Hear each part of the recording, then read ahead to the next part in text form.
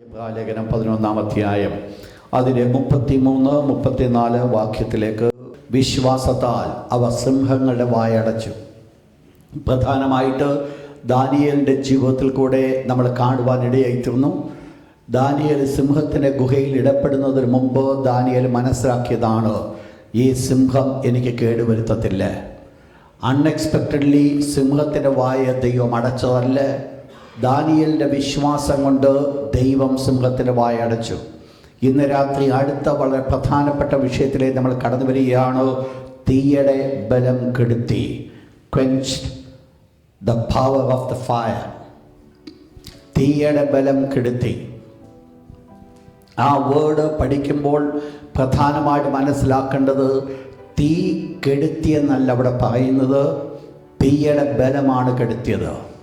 തീ കെടുത്തിയില്ല. തീ ഒരു പക്ഷേ അവിടെ കാണുമായിരിക്കാം, ഇല്ലാമായിരിക്കാം. പക്ഷെ എന്ത് സംഭവിച്ചു? തീക്ക് ബലമില്ലാതായി.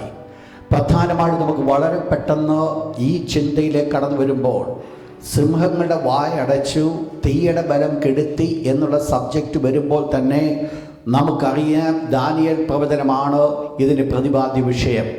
സിംഹത്തിൻ്റെ വായ അടച്ചത് ദാനിയേലിനെ കുറിച്ച് ചൂണ്ടിക്കാണിക്കുമ്പോൾ തീയുടെ ബലം കെടുത്തി എന്ന് പറയുന്നത് ദാനിയേലിനോടുകൂടെ കൂട്ടാളികളായിരുന്ന 3 ബാലന്മാരെ കുറിച്ചുള്ളതാണ്. ശദ്രക്, മേശക്, അബേദ്നേഗോ. അവർ നിങ്ങൾക്ക് ദാനിയേൽ പ്രവചനം 3-ാം അധ്യായത്തിലേക്ക് ഒന്ന് കടന്നു വന്നാട്ട്. ദാനിയേൽ പ്രവചനം 3-ാം അധ്യായം. ഈ ചാപ്റ്ററിന് വളരെ പ്രാധാന്യതയുണ്ട്. ഒത്തിരി പ്രത്യേകതകൾ ഈ അധ്യായത്തിനുണ്ട്. നിങ്ങൾക്കറിയാം ഇതിൻ്റെ പശ്ചാത്തലമെന്ന് പറയുന്നത് നെബൂഖദ്നേസർ രാജാവ് നിർത്തിയതായിരിക്കുന്ന ഒരു ബിംബം. ആ ബിംബത്തിൻ്റെ മുൻപിൽ നമസ്കരിക്കുവാനായിട്ട് എല്ലാവരോടും പറഞ്ഞു.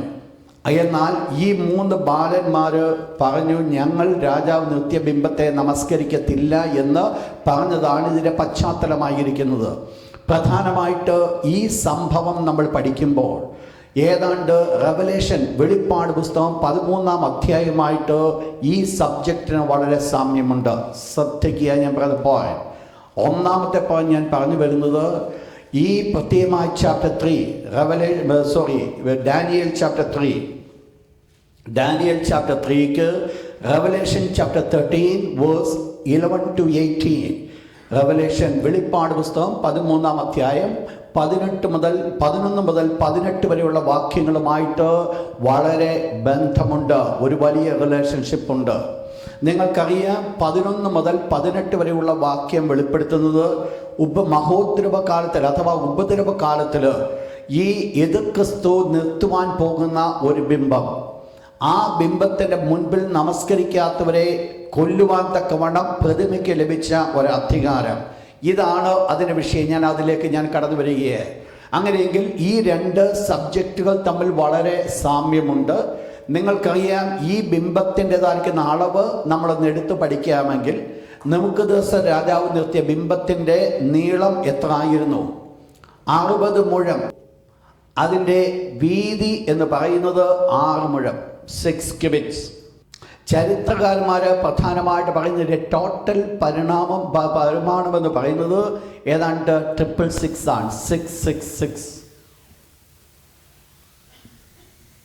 അതിൽ പ്രധാനമായിട്ടുള്ളത് നമ്മൾ റെവലേഷൻ കൂടെ നമ്മൾ പഠിക്കുമ്പോൾ ഒന്ന് നോട്ട് ചെയ്തായിട്ട് റെവലേഷൻ ചാപ്റ്റർ 13 വേഴ്സ് 18, റെവലേഷൻ 13-18 ആ 2 ചാപ്റ്റർ തുറന്നു വെച്ചിരിക്കുക. Daniel 3 and Revelation 13. യെസ്. ബുദ്ധിയുള്ളവൻ മൃഗത്തിന്റെ സംഖ്യ ഗണിക്കട്ടെ. അതൊരു മനുഷ്യന്റെ സംഖ്യ എത്രേ? അതൊരു മനുഷ്യന്റെ സംഖ്യ എത്രേ? അതിന്റെ സംഖ്യ 666. അതിന്റെ സംഖ്യ 666, 666. നിങ്ങൾ മനസ്സിലാക്കണം, നെബൂഖദ്നേസർ രാജാവ് നിർത്തിയ സ്റ്റാച്യുവിൻ്റെ ഒരു പ്രത്യേകത 6 എന്നുള്ള അക്കത്തിലാണ് ആയിരിക്കുന്നത്. നമുക്ക് ലഭിച്ചിരിക്കുന്ന അളവനുസരിച്ച് 60 മുഴം നീളം, 6 മുഴം വീതി. അപ്പോൾ 60 എല്ലാം 6ൻ്റെ കണക്കുകളാണ് അവിടെ പറയുന്നത്. എന്നാൽ ആൻറ്റി ക്രൈസ്റ്റ് നിർത്തുവാൻ പോകുന്ന ഒരു ബിംബം, ആ സ്റ്റാച്യുവിനെ കുറിച്ചുള്ള ഒരു കണക്കോടെ പറയുന്നത് അതിന് സംഖ്യയുണ്ട്. അതിൻ്റെ സംഖ്യ എന്ന് പറയുന്നത് 666. അതാണ് ഒന്നാമത്തെ സിമിലാരിറ്റി എന്ന് പറയുന്നത്. രണ്ടാമത്തെ സിമിലാരിറ്റി എന്ന് പറയുന്നത് the purpose of the statue. ഈ രണ്ട് ബിംബങ്ങളുടെയും ഉദ്ദേശം എന്തായിരുന്നു? ഈ രണ്ട് ബിംബങ്ങളുടെയും ഉദ്ദേശമുണ്ടായിരുന്നത്, അതിന് രണ്ടിൻ്റെയും ഉദ്ദേശം ഒന്നായിരുന്നു, വർഷിപ്പ്, ആരാധിക്കുക, ആരാധന. ദാനിയേൽ 3-ാം അധ്യായത്തിലെ നെബൂഖദ്നേസർ രാജാവ് നിർത്തിയ ബിംബത്തിൻ്റെ ഉദ്ദേശം എന്ന് പറയുന്നത് വർഷിപ്പാണ്. വായിച്ചിട്ട് അതിനാധാരമായിട്ട് 5-ാമത്തെ വാക്യത്തിലേക്ക് കടന്ന ഡാനിയേൽ ചാപ്റ്റർ 3 വേഴ്സ് 5. കാഹളം, കുഴൽ, തമ്പുരു, കിന്നരം, വീണ, നാഗസ്വരം മുതലായ സകലവിധ വാദ്യനാദവും കേൾക്കുമ്പോൾ നിങ്ങൾ വീണ് നെബൂഖദ്നേസർ രാജാവ് നിർത്തിയിരിക്കുന്ന സ്വർണ്ണബിംബത്തെ നമസ്കരിക്കണം. അപ്പോൾ എന്തിനാണ് ഈ സ്റ്റാച്യു എറൈസ് ചെയ്തിരിക്കുന്നത്? അതിന്റെ പർപ്പസ് എന്ന് പറയുന്നത് ടു വർഷിപ്പ്, ആ ബിംബത്തെ ആരാധിക്കുക. Revelation chapter 13 verse 15. റെവലേഷൻ 13:15. മൃഗത്തിന്റെ പ്രതിമ സംസാരിക്കേണ്ടതിനും മൃഗത്തിന്റെ പ്രതിമയെ നമസ്കരിക്കാത്തവരെ, അപ്പോൾ ഈ മൃഗത്തിന്റെ പ്രതിമയെ നിർത്തിയിരിക്കുന്നത് നമസ്കരിക്കുന്ന ആരാധനയ്ക്ക് വേണ്ടിയാണ്. റെവലേഷൻ 13-ാം അധ്യായം നിങ്ങൾ പഠിക്കുമ്പോൾ ആ 13-ാം അധ്യായത്തെ 2 ഭാഗങ്ങളാണ് നമ്മൾ തിരിക്കുക. അതിൽ 1 മുതൽ 10 വരെയുള്ള ഭാഗങ്ങൾ വെളിപ്പെടുത്തുന്നത് ആന്റി ക്രൈസ്റ്റ്. നോട്ട് ചെയ്തോ, പഠിക്കേണ്ടവർ നോട്ട് ചെയ്താട്ട്. റെവലേഷൻ ചാപ്റ്റർ 13 വേഴ്സ് 1 to 10, 1 മുതൽ 10 വരെയുള്ള വാക്യങ്ങൾ വെളിപ്പെടുത്തുന്നത് ആന്റി ക്രൈസ്റ്റ്, വരുവാൻ പോകുന്ന എതിർ ക്രിസ്തു, ആന്റി ക്രൈസ്റ്റ്. അത് 11 മുതൽ 18 വരെയുള്ള വാക്യങ്ങൾ വെളിപ്പെടുത്തുന്നത്, പ്രധാനമായിട്ട് വെളിപ്പെടുത്തുന്നത് ഫാൾസ് പ്രൊഫറ്റ്, കള്ളപ്രവാചകൻ. ഈ 2 വ്യക്തികളെയാണോ അവിടെ കാണുന്നത്? നിങ്ങൾക്കറിയാം, ദൈവത്തിനൊരു തൃത്വമുള്ളതുപോലെ തന്നെ പിശാചിനൊരു തൃത്വമുണ്ട്. പിശാചിന്റെ തൃത്വമാണ് സാത്താൻ, എതിർ ക്രിസ്തു, കള്ളപ്രവാചകൻ. ഇത് 3-മാണ് സാത്താന്യ തൃത്വം.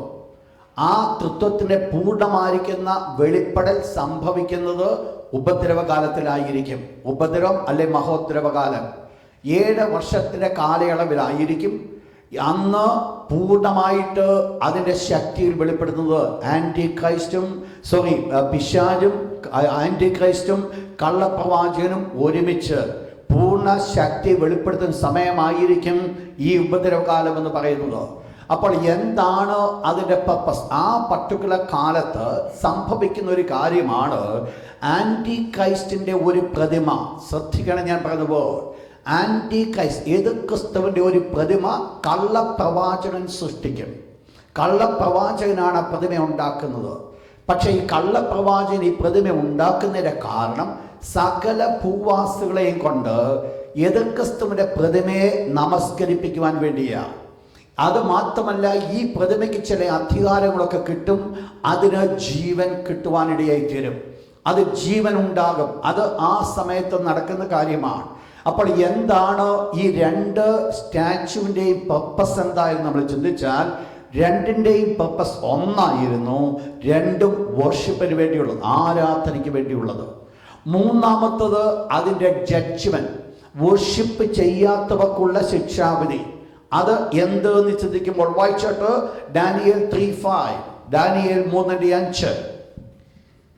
കാഹളം, കുഴൽ, തമ്പുരു, കിന്നരം, വീണ, നാഗസ്വരം മുതലായ സകലവിധ വാദ്യനാദവും കേൾക്കുമ്പോൾ നിങ്ങൾ വീണ് നെബൂഖദ്നേസർ രാജാവ് നിർത്തിയിരിക്കുന്ന സ്വർണ്ണബിംബത്തെ നമസ്കരിക്കണം. ആരെങ്കിലും വീണ് നമസ്കരിക്കാതിരുന്നാൽ അവനെ ആ നാഴികയിൽ തന്നെ എരിയുന്ന തീച്ചൂളയിൽ ഇട്ടുകളയും. അപ്പോൾ അവർക്കുള്ള ജഡ്ജ്മെന്റ് എന്ന് പറയുന്നത് ഡെത്ത്, മരണം. ഈ പ്രതിമയെ നമസ്കരിക്കാതിരിക്കുന്നവർക്കുള്ള ജഡ്ജ്മെന്റ് എന്ന് പറയുന്നത് മരണമാണ്, ഡെത്ത്. ആന്റി ക്രൈസ്റ്റിന്റെ പ്രതിമ, റെവലേഷൻ 13:15, പ്രതിമയെ നമസ്കരിക്കാത്തവരെയൊക്കെയും കൊല്ലിക്കേണ്ടതിനോ. അപ്പോൾ ഈ മൃഗം, ആന്റി ക്രൈസ്റ്റിന്റെ ഒരു പ്രതിമ എറക്റ്റ് ചെയ്തതിൻ്റെ ഉദ്ദേശം എന്ന് പറയുന്നത് വർഷിപ്പാണ്. പക്ഷേ ആരെങ്കിലും അതിനെ വർഷിപ്പ് ചെയ്തില്ല എങ്കിൽ എന്ത് സംഭവിക്കും? അവരെ കൊല്ലുവാനിടയായി തീരും. അപ്പോൾ 2ൻ്റെയും ജഡ്ജ്മെന്റ് സെയിമാണ്. രണ്ടിൻ്റെയും പർപ്പസ് സെയിമാണ്. അങ്ങനെയെങ്കിൽ നിങ്ങൾ ഒന്ന് മനസ്സിലാക്കണം, ഇവിടെ ദാനിയേൽ പ്രവചനം നമ്മൾ പഠിക്കുമ്പോൾ നെബൂഖദ്നേസർ രാജാവിനെ നമുക്ക് ഒരു ടൈപ്പായിട്ട് കാണുവാൻ സാധിക്കും. നെബൂഖദ്നേസർ എന്ന് പറയുന്നത് a type of Antichrist. ഈ പ്രത്യയമായിരിക്കുന്ന പശ്ചാത്തലം നമ്മൾ പഠിക്കുമ്പോൾ നെബൂഖദ്നേസർ രാജാവ് എന്ന് പറയുന്നത്, നെബൂഖദ്നേസർ രാജാവ് ആന്റി ക്രൈസ്റ്റ് ആണെന്നല്ല ഞാൻ പറഞ്ഞു വരുന്നത്. ഈ പർട്ടിക്കുലർ വിഷയം നമ്മൾ പഠിക്കുന്നതായ സമയത്ത് ഇതിൻ്റെ സിമിലാരിറ്റി ഒക്കെ നമ്മൾ വെച്ച് പഠിക്കുമ്പോൾ നെബൂഖദ്നേസർ രാജാവ് ഈ പർട്ടിക്കുലർ കോണ്ടെസ്റ്റിൽ ആന്റി ക്രൈസ്റ്റിൻ്റെ ഒരു ടൈപ്പാണ്. അങ്ങനെയെങ്കിൽ നിങ്ങൾ മനസ്സിലാക്കണം, ശദ്രക്, മേശക്, അബേദ്നേഗോ എന്ന് പറയുന്നത് ട്രിബുലേഷൻ സെയിൻസിൻ്റെ ടൈപ്പാണ്. എന്തുകൊണ്ടാണ് അവർ ട്രിബുലേഷൻ സെയിൻസിൻ്റെ ടൈപ്പാണെന്ന് പറയുവാൻ കാരണം, ദാനിയേൽ പ്രവചനം 3-ാം അധ്യായം 17-ാമത്തെ വാക്യം. ദാനിയേൽ 3:17. ഞങ്ങൾ സേവിക്കുന്ന ദൈവത്തിന് ഞങ്ങളെ വെടിവെപ്പാൻ കഴിയുമെങ്കിൽ അവൻ ഞങ്ങളെ എരിയുന്ന തീച്ചുളയിൽ നിന്നും രാജാവിന്റെ കയ്യിൽ നിന്നും വിടുവിക്കും. അല്ലെങ്കിലും ഞങ്ങൾ രാജാവിന്റെ ദേവന്മാരെ സേവിക്കുകയില്ല. എന്ത് പറഞ്ഞു? അല്ലെങ്കിലും ഞങ്ങൾ രാജാവ് നിർത്തിയ ദേവന്മാരെ, രാജാവിന്റെ ദേവന്മാരെയോ രാജാവ് നിർത്തിയ ബിംബത്തെയോ ഞങ്ങൾ നമസ്കരിക്കുകയില്ല. നിങ്ങൾ മനസ്സിലാക്കണം, അന്ന് ശദ്രക്, മേശക്, അബേദ്നേഗോ നെബൂഖദ്നേസറിന്റെ മുൻപിൽ പറഞ്ഞ അതേ വാചകങ്ങളായിരിക്കും ആ ഉപദ്രവകാലത്തിൽ വിശുദ്ധന്മാര് എതിർ ക്രിസ്തുവിനോട് പറയുവാനിടയായിത്തീരുന്നത്. അവരെന്തു പറയും? അന്ന് അനേകരെ കൊല്ലും, വാളുകൊണ്ട് അനേകരെ കൊല്ലുവാൻ സാധിക്കും. ആരെയാ കൊല്ലുന്നത്? മൃഗത്തിൻ്റെ പ്രതിമയെ നമസ്കരിക്കാതിരുന്നവരെ. അപ്പോൾ അന്നും ഒരു കൂട്ടം ആൾക്കാർ മൃഗത്തിൻ്റെ പ്രതിമയെ നമസ്കരിക്കത്തില്ല. ദാനിയേൽ, ശദ്രക്, മേശക്, അബേദ്നേഗോ അന്ന് പറഞ്ഞ വേർഡുകളായിരിക്കും വരും തലമുറ വീണ്ടും പറയുവാൻ പോകുന്നത്. ഞങ്ങളെ ഈ ദൈവം വിടുവിക്കുവാൻ ശക്തനാണ്. വിടുവിച്ചില്ലെങ്കിലും നിർത്തിയ ഈ ബിംബത്തെ ഞങ്ങൾ നമസ്കരിക്കുകയില്ല. അപ്പോൾ ഈ രണ്ട് ഭാഗങ്ങൾ നമ്മൾ പഠിക്കുമ്പോൾ ഇത് രണ്ടും തമ്മിൽ വളരെ സാമ്യമുണ്ട് എന്ന് കാണുവാൻ സാധിക്കും. നിങ്ങൾ തുടർന്ന് വീട്ടിൽ പോയിട്ട് ഇതിൻ്റെ സാമ്യങ്ങൾ തുടർന്ന് നിങ്ങൾ കണ്ടുപിടിച്ചുള്ള ഒത്തിരി സാമ്യങ്ങൾ ഇതിനകത്തുണ്ട്. അപ്പോൾ ഇവിടെ നമ്മുടെ വിഷയത്തിലേക്ക് ഞാൻ കടന്നു വരട്ടെ. ദാനിയേൽ പ്രവചനം 3-ാം അധ്യായം നമ്മൾ പഠിക്കുമ്പോൾ ഈ റെവലേഷൻ 13-ാം അധ്യായത്തിൻ്റെ ആന്റി ക്രൈസ്റ്റിന്റെ പ്രതിമയുമായിട്ട് അതിന് സാമീപ്യം ഉണ്ട് എങ്കിൽ നിങ്ങൾ മനസ്സിലാക്കിയോണം, വിവിധ രീതികളിലായിരിക്കും കാലാകാലങ്ങളായിട്ട് പിശാച് പ്രവർത്തിച്ചു വരുന്നത്. നെബൂഖദ്നേസർ രാജാവിൻ്റെ കാലത്ത് അന്ന് നെബൂഖദ്നേസറിന്റെ ഉള്ളത്തിൽ ഒരാലോചന കൊടുത്ത് നെബൂഖദ്നേസർ ഒരു സ്റ്റാച്യു എറക്റ്റ് ചെയ്തുവെങ്കിൽ, ഉപദ്രവകാലത്ത് ഈ പുള്ളി ചെയ്യുന്നത് ഈ കള്ളപ്രവാചകന്റെ ഉള്ളിൽ ഒരാലോചന കൊടുത്ത് ആന്റി ക്രൈസ്റ്റ് പ്രതിമ എറക്റ്റ് ചെയ്യുന്നു. നിങ്ങൾ മനസ്സിലാക്കണം, വിവിധ കാലങ്ങൾ മുൻപോട്ട് പോകുമെങ്കിലും ഇവരുടെ പദ്ധതിയും ഇവരുടെ ഉദ്ദേശവും ഇവരുടെ പ്രവർത്തനങ്ങളും എല്ലാം ഒരുപോലെ ആയിരിക്കും എന്ന് കാണുവാൻ സാധിക്കും. എന്താണ് ഉദ്ദേശമെന്ന് നിങ്ങൾ ചിന്തിച്ചാൽ, ദാനിയേൽ, ശദ്രക്, മേശക്, അബേദ്നേഗോവിനെ തീയിലിടുവാനുള്ള കാരണം നമ്മളൊന്ന് ചിന്തിച്ചാൽ ഒറ്റ കാരണമേ ഉള്ളൂ, അവര് വർഷിപ്പ് ചെയ്യണമെന്നുള്ളത്. അല്ലെങ്കിൽ സത്യദൈവത്തെ ആരാധിക്കുന്നതിന് വിരുദ്ധമായി ഈ രാജാവ് നിർത്തിയ ദേവന്മാരെയോ രാജാവ് നിർത്തിയ ബിംബത്തെയോ നമസ്കരിക്കണം എന്നുള്ളതാണ് ഇവരുടെ ഉദ്ദേശം. അങ്ങനെ നിങ്ങൾ മനസ്സിലാക്കണം, ഭാവി കാലത്ത് പിശാച് എടുക്കുന്ന ഒരു പ്രവർത്തനം ചില വർഷങ്ങൾക്ക് മുമ്പ് നെബൂഖദ്നേസർ കൊണ്ടുവരാനായിട്ട് കാരണമായി തീർന്നു. രണ്ടും പർപ്പസ് നിങ്ങൾ മനസ്സിലാക്കണം. ഒന്ന്, പിശാച് തന്നെ വെളിപ്പെടുത്തിക്കൊണ്ട് തൻ്റെ വാഴ്ചയുടെ കാലത്ത് ആ ഒരു കാര്യങ്ങൾ ചെയ്യുവാൻ പ്രേരിപ്പിച്ചുവെങ്കിൽ, കാലങ്ങൾക്ക് മുൻപ് നെബൂഖദ്നേസർ എന്നുള്ള രാജാവിൻ്റെ ഉള്ളിൽ പിശാച് ഒരു ആലോചന കൊടുത്ത് അതേ കാര്യം ചെയ്യിപ്പിക്കുവാനായിട്ട് പ്രേരിപ്പിക്കുന്നു എന്നുള്ളതാണ് വിഷയം. നിങ്ങൾ മനസ്സിലാക്കണം, ലോകത്തിൻ്റെ പാപങ്ങളെ നമ്മൾ പഠിക്കുന്ന സമയത്ത് ഏദൻ തോട്ടത്തിൽ നിന്ന വൃക്ഷത്തിൻ്റെ ഫലം എന്ന് പറയുന്നത് അത് തിന്മാൻ നല്ലതാണോ ജ്ഞാനം പ്രാപിപ്പാൻ കാമ്യമാണ്, അത് കാണാൻ ഭംഗിയുള്ളതാണ് എന്നുള്ള 3 ക്വാളിറ്റി യോഹന്നാൻ അപ്പോസ്തലൻ തന്റെ ലേഖനം എഴുതുമ്പോൾ ഇപ്രകാരം പറയുന്നു: ജഡമോഹം, കൺമോഹം, ജീവനത്തിന്റെ പ്രതാപം, ഇതെല്ലാം ലോകത്തിൽ നിന്ന് വരുന്നു. അന്ന് പിശാച് ഏത് കാര്യം കൊണ്ട് ഇവരെ നശിപ്പിച്ചുവോ, ഇന്ന് വേറൊരു മെത്തേഡിൽ, വേറൊരു പാറ്റേണിൽ പിശാച് വരുന്നുവെന്നുള്ളത് മാത്രമേ ഉള്ളൂ. ആഫ്റ്റർ ഓൾ അതിന്റെ കണ്ടന്റ് സെയിം ആയിരിക്കും. പിശാചിന്റെ പ്രവർത്തന പദ്ധതിയെ നമ്മൾ മനസ്സിലാക്കിയാൽ, ആ പ്രവർത്തന പദ്ധതി നമ്മൾ മനസ്സിലാക്കി കഴിഞ്ഞാൽ, എന്ത് നമ്മുടെ ജീവിതത്തിൽ കടന്നു വന്നാലും ആ കടന്നു വന്നത് മുഖാന്തരമായിട്ട് ഈ പ്രവർത്തന പദ്ധതിയാണോ അതിൽ കൂടെ നടപ്പിലാകാൻ പോകുന്നത് എന്ന് ചിന്തിക്കുമെങ്കിൽ അത് പിശാച് കൊണ്ടുവരുന്നതാണോ മറ്റുള്ളതാണോ എന്ന് വളരെ പെട്ടെന്ന് ഐഡന്റിഫൈ ചെയ്യാം.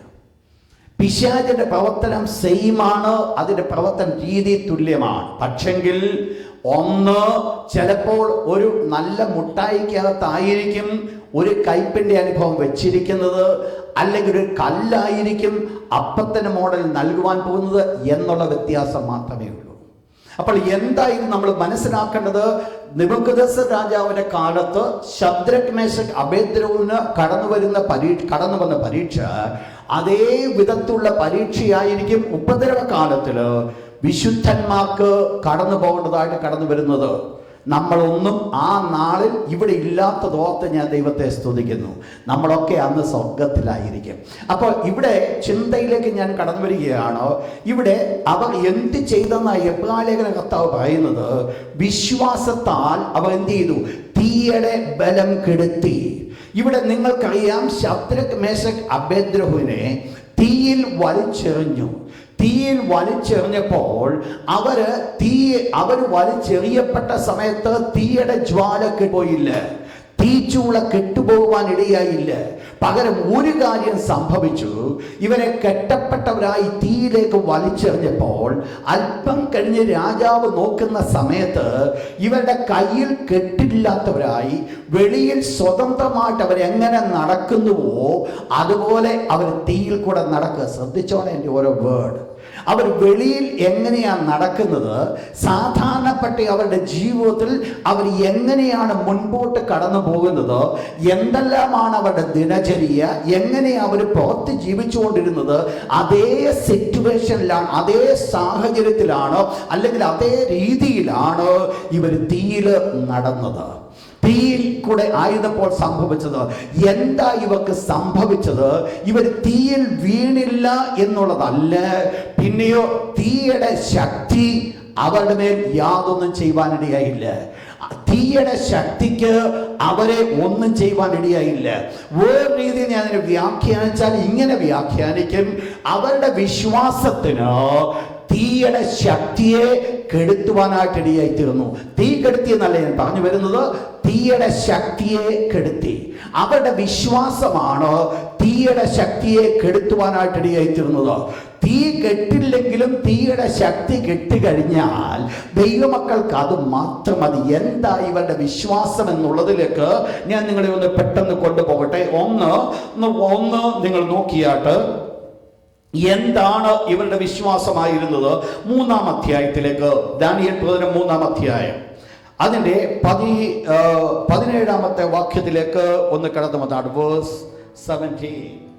ശ്രദ്ധിക്കുക. വേർഡ് ഞങ്ങൾ സേവിക്കുന്ന ദൈവത്തെ ശ്രദ്ധിച്ച് നിങ്ങൾ ഇതിനകത്തായിരിക്കണം. ഞങ്ങൾ സേവിക്കുന്ന ദൈവത്തിന് ഞങ്ങളെ വിടുവിപ്പാൻ കഴിയുമെങ്കിൽ എന്ന് പറഞ്ഞാൽ, ഇവിടെ ഈ ശദ്രക്, മേശക്, അബേദ്നെഗോ ദൈവത്തിന്റെ കഴിവിൽ സംശയിച്ചോ ഇല്ലയോ? ഇല്ല.